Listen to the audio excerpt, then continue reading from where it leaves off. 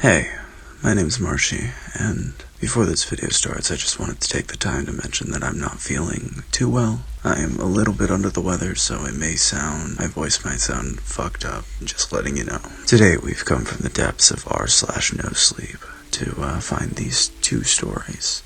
Normally I do 3, but these are much longer than the first episode, so they're only going to be 2. So this first story was submitted on the Discord by May with 2 Y's, posted on r/no sleep by Ryan Matthews 4 years ago. My girlfriend talks in her sleep. Recently she's been saying the most horrible things. I'm infatuated with her. Utterly infatuated. And it wasn't at a healthy level. It's actually far from it. I would think about her every moment she was away. I would sometimes sit on my couch and just stare at my phone waiting for her to text. I'd tell myself, don't contact her, don't. It will come across as too strong, but then I'd find myself clicking her name on my contact list before the inner voice would continue. You don't want her to know how desperately smitten you are for her. It's unattractive. It'll scare her off. No, you must wait for her to call you this time. But it was excruciating and exhausting, almost unbearable. I once heard that the ancient Greeks believed that falling madly and irrationally in love with someone was a curse, that you would wish it upon your worst enemies. I could never understood what they meant. After all, isn't falling head over heels in love the ultimate goal nowadays? But now that it's happened to me, I have to say the ancient Greeks were right. This is a curse. I was barely able to control myself, almost as if my infatuation with her had possessed me. The 2 of us were sexually active together, but still in the dating phase. We were at the make it or break it era of blossoming romance, where we'd either have the talk and formally be in a relationship, or we'd start to slowly drift apart. The latter of which I don't think I'd be able to cope with. Honestly, I wouldn't be able to. Almost everything about her captivated me. The way she held her hand over her mouth when she laughed. How she'd caress the pendant on her necklace when she was frightened. How she'd twirl her hair in her finger when she was excited. All of it. Her smell, her smile, her eyes. Oh, her eyes. Yes, I know it probably makes you sick reading about it. I feel the same way. I was never the hopeless romantic type, but now I can't stop fantasizing about her. I'd think about us doing the long 3-hour hike up to the top of the magnificent view from one of our first dates, to that first kiss as we overlooked the lights of the city, but this time I'd get down on one knee and, well, you know what would happen next. Alright, fine. I'll stop myself. Yes, this is a girl I'd only been casually dating for a couple of months. I shouldn't be thinking about proposing yet. I know.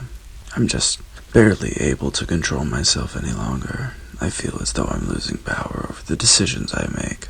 And that brings me to why I'm here writing at this moment. It started out as the first real thing that troubled me about her. We'd never actually spent the night together. No matter how late she was over, once either of us showed a sign of being tired, we'd just get up and leave. She wouldn't leave awkwardly or in anger, just casual goodnight kiss and a smile and saying, "Call me soon." It was something I didn't even really notice the first few times, but after almost 8 weeks of dating, it was becoming strange. I'd have to ask her about it. It took drinking almost an entire bottle of wine before I had the courage to do it. She almost looked defeated when I asked. She lowered her eyes in embarrassment. I knew this talk would come eventually, she stated. She looked down, took a long deep breath in before a drawn-out exhale. Recently, she paused again. I've started talking in my sleep. She shook her head in embarrassment. I shrugged and laughed out loud. My demeanor says, "That's it?" "No, Stefan, listen," she said. She wasn't laughing. It's bad. It's completely out of control. It's not just some random words of gibberish. No, it's horrible. I say horrible, disgusting things. She started to raise her voice and breathing heavily as she started to tear up. I approached her and held her. I told her it couldn't be that bad. I told her to spend the night. She was probably just exaggerating. I was so wrong. That night she stayed at my house, but she warned me before falling asleep. Whatever you do, don't wake me up. It makes me really scared and disorientated if that happens. And don't respond to me. Just ignore it. I nodded in agreement. If it becomes too much, she said, just leave. Leave the room. Go to the couch. I don't mind. I told her I won't. It wouldn't be a big deal. I told her that I wouldn't leave the couch. I'd leave to the couch. I would just stay beside her in bed. But I was wrong. I couldn't even last one night. We both fell asleep without incident. I don't know how many hours passed, but I woke up in the dark with the sensation that someone was watching me. And then I remembered she was with me. She was actually spending the night with me. I smiled, until I noticed the shadow outline of her sitting up on the bed. She was looking down at me, staring. It creeped me out, I'll admit it. Her posture was entirely different. It was as though it wasn't even her at all. And then she spoke. It wasn't even her voice that I heard. It was much lower and gravelly, like something out of a horror movie. I'll chew the skin from your bones, she said. I froze. At first, I just kept looking at her. This was not at all what I expected. I thought it would be something like Tourette's, where just random swearing and shouting. I honestly thought to myself, what will I do if she attacks me right now? What if she really does try to chew the skin from my bones? But then she just lied down and went back to sleep. I was creeped out. I tried to lie back down and ignore it, but I couldn't even close my eyes without thinking, she's sitting up, she's staring at me. And the one time I rolled over to look anyways, she was. Her face pressed right towards mine, her breath foul and rotted, something that was certainly not normal for her. Then she spoke again with the same voice as before. If you don't move to the couch, you'll be dead by morning. That did it for me. I sat up the moment and headed to the living room. She made some sort of wheezing, just like me. But is she wheezering? Sorry, that was a bad joke. She made some sort of wheezing sound as I left. I think it was supposed to be laughter. I was lying on the couch, but I wasn't going to be able to fall back to sleep. I was far too shaken. I was staring out towards the window, hoping that the first few hints of the sun rising. And then I thought I heard something from the bedroom. I listened, and then I heard it again. Stefan. It was that low and gravelly voice. It sounded like a witch. I tried to just ignore it at first, but then it continued. Stefan. I said nothing. I know you can hear me, Stefan. You're awake now. Why don't you come back to the bedroom? The voice barely sounded human. Or maybe you prefer if I come to you. I still didn't say anything. I was told not to, but I listened. If I heard her start walking towards the bedroom door, I'm not even joking, I would have ran out the house. But she had asked me not to respond to her while sleep-talking, so I didn't. And then I heard her once more. Sorry if this spoils your plans. She began laughing. The two of you were supposed to walk that trail again. She started. I wasn't even remotely prepared for what she'd say next. You'd both be so tired as soon as you reached the top. You'd look over the city. Then you'd get down on one knee. She began laughing. And that's when I realized this wasn't a problem with sleep talking. It was something much more, something supernatural. I had never told anyone about my proposal fantasy. There was simply no way she could have known about it. This was no longer about merely talking in one's sleep. This was possession. I can't go back to the bedroom. I have no idea what would happen if I did. Instead, I'm going to wait it out, holding up in my living room until the sun rises. I have a couple more hours yet. I can hear her laughing occasionally. It's still not her voice, but it's that same low-pitched cackle. As I sit on my couch writing this out, here's what scares me the most. Maybe my infatuation, my utter obsession with her wasn't normal. I said before that I felt like I was losing control. More so than I believe than the typical falling in love story. No, I fear that infatuation I felt was slowly taking control of me. Of it controlling my thoughts, fears, ambitions, anxieties. Maybe once I become completely absorbed, it would transfer. She would be free of it. I know I should leave. That I should open the front door, get in my car, and drive away. But I can't leave her. I've already lost control. I'm infatuated with her. Utterly infatuated. Damn, man. Get a grip. I don't know what else to say. Can't say no bitches, though. He has a girlfriend. Also, this was posted by Ryan Matthews, but the name of the guy is Stefan. So, interesting. That's a pretty good story, actually. I'll probably rate it about 7 out of 10. Creepy, but not really scary. I liked it, though, so that's enough for me. Alright. Oh my gosh, the comments on this thing is hilarious. You should have talked back in a creepier voice. I will cook you alive and use your bones for my soup. I read this in a Shrek voice. Oh my gosh. I wonder what happened to the last person who talked in her sleep. You know what? I wonder too. That sounds really fun. Anyways, that's all for now. Let me go to the next story. I found out why my grandpa keeps drapes over his mirrors. Growing up, my grandma always kept drapes over his mirrors in the house. I was a kid, he had a big house. I just assumed it was for fancy decoration. We moved before I was too old, and I kind of forgot about it. Once I was 15, he came to visit our house. My mom helped me cover all the mirrors in our house. Your grandfather has a phobia of mirrors, was all she would say on the topic. Okay, hold on. I'm calling it right now. This motherfucker's a vampire, bitch. There is no in between. This has to be a fucking vampire. Alright, sorry. I knew this was out of the ordinary. And one night while we were sitting in the living room together, I just blurted out, "Why are you afraid of mirrors?" Oh, your mother probably wouldn't want me to tell you. It's not a nice story. Let's just say they reminded me of your grandmother and leave it at that. Oh, come on. I'm practically an adult. I can handle it. Well, okay. Maybe when your mom was a kid, we found this mirror. My mom walked into the room and glared at him. "I bought you two some dessert. You're not telling him that story, are you?"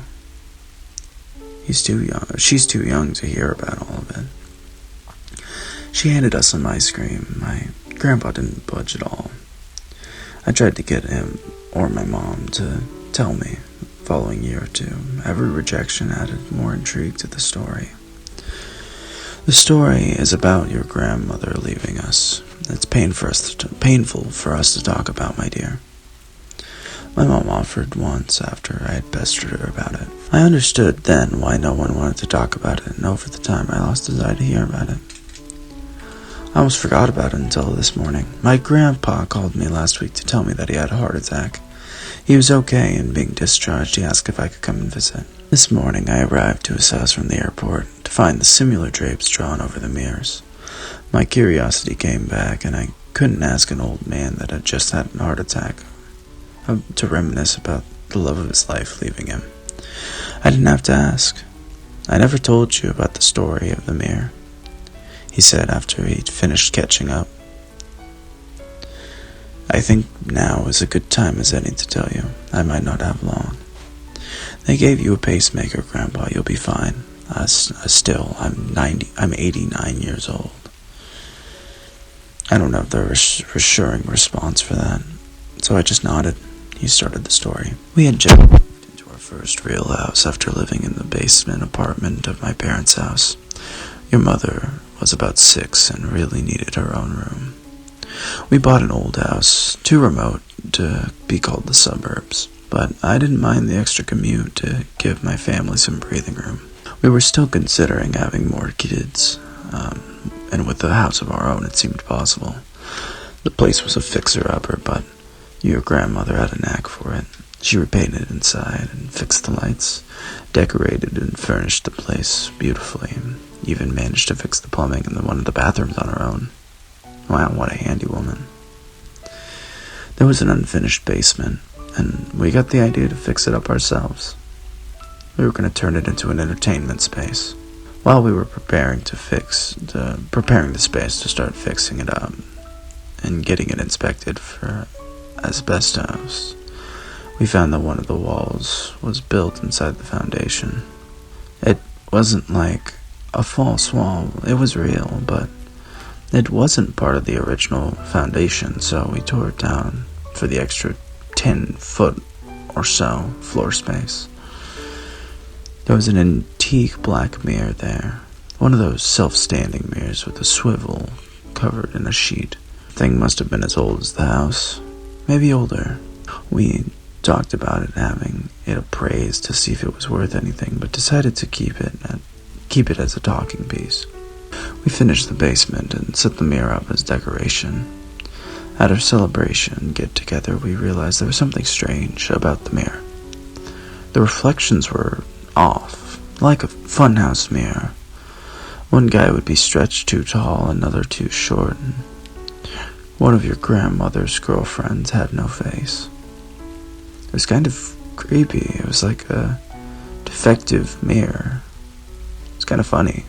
We kept using that space for weekend gatherings. Your mother would cook some hors d'oeuvres and we'd have some drinks. The mirror was always a little fun attraction. This is where it gets strange. I guess the mirror was contagious or something, because all the other mirrors in the house started to play with the reflections. Sometimes my hair would look fine, but then I'd start driving to work and notice that I was a mess. One time I saw two of me standing there. I got out of the house to go to work at least. Your grandmother was completely assaulted by the mirror. She would tell me that she was obese, that her hair was falling out. She would look the same to me as she always had. I tried telling her she was just as beautiful as ever, but when your own reflection starts playing tricks on you, how can you believe that? She even told me that the mirror tried to grab her and pull her in. I wrote her off as crazy. Our anniversary was coming back, and I was hoping to bring the magic back, so I got one of the neighbor girls to watch your mother and took your grandmother out to dinner and dancing at a new restaurant. They had a floor-to-ceiling mirrors throughout the place. When your grandmother saw the reflection in the mirror, she sobbed. I thought I had messed up, but then she kissed me. "Thank you," she said. "Thank you, I haven't seen me in so long." "This is how I always see you, baby," I said back. Sorry about the romantic stuff, but that night, that was the first time we were happy. It was amazing. It was like when we first met. My grandpa was now crying. I may have been too. "Are you sure you want to keep going, Grandpa?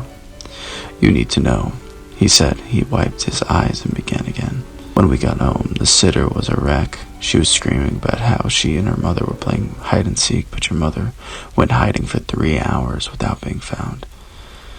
You hear these horror stories of kids locking themselves in dryers and things. We panicked and split up searching the house, calling her name. Your grandmother went to the basement and after I had looked through your mother's room, I went down to check on her. She was sitting in front of the antique mirror, just sobbing and screaming, "Give me back my daughter, please, take me instead." I was walking up to her and said, "Baby, what's going on?" And she said, "She's in there. I see her. It took my daughter. Give me back my daughter." I was almost to the point where I could see the reflection, when the sitter yelled down the stairs that she had found your mother in her room, hiding under the bed. I had checked under the bed, so that meant your mother had been running around, actively avoiding us. I was pissed, especially seeing the state of your grandmother was in.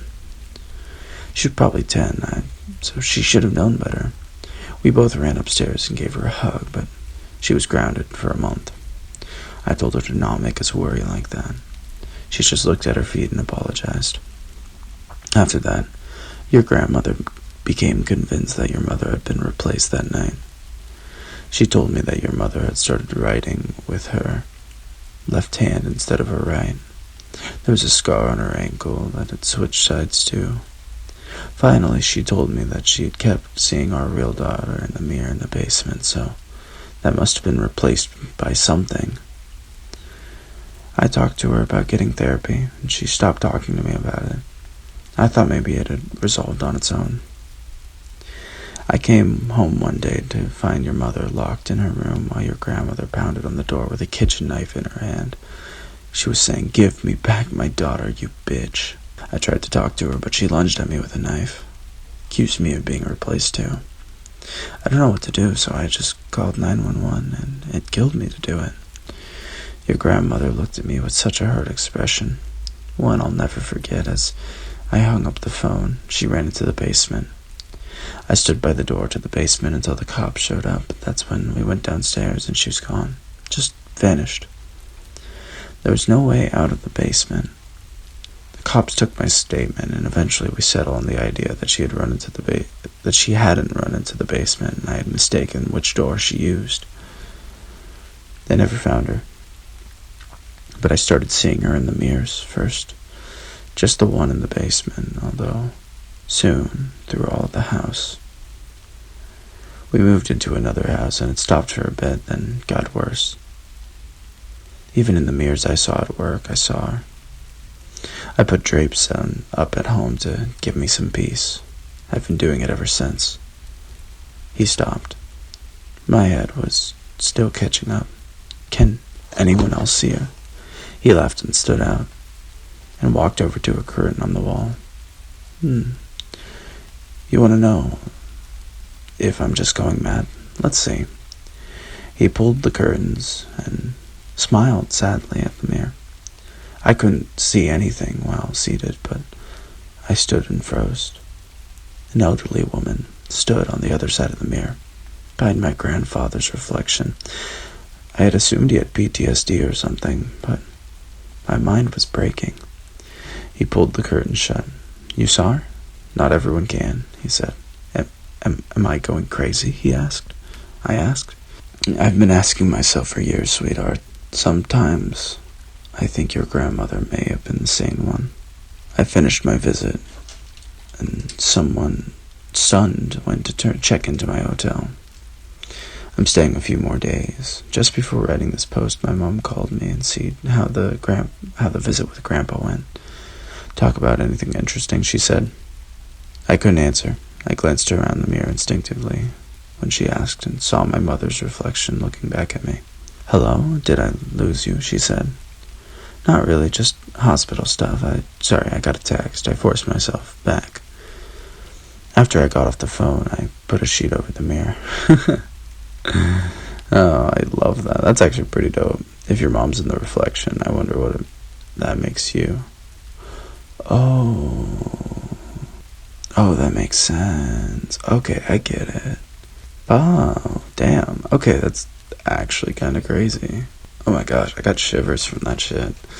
This one was good. This one was really good. I really like the exposition. I love the twist. I love the plot. I love it when I expect something from a story and something else happens.